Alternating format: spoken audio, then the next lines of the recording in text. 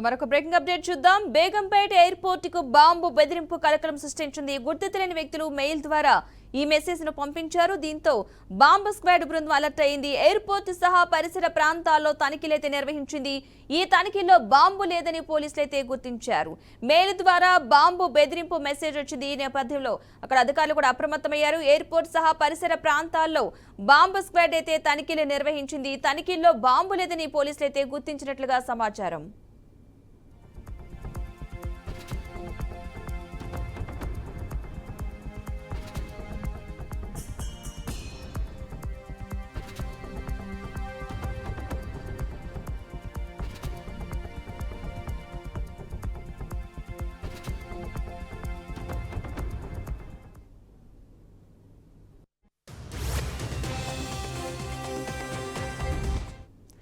Begumpet airport కు bomb బెదిరింపు కలకలం సృష్టించింది. గుర్తు తెలియని వ్యక్తులు మెయిల్ ద్వారా ఈ మెసేజ్ ను పంపించారు. దీంతో బాంబు స్క్వాడ్ బృందం అయితే అలర్ట్ అయింది. ఎయిర్పోర్ట్ సహా పరిసర ప్రాంతాల్లో తనిఖీలైతే నిర్వహించింది.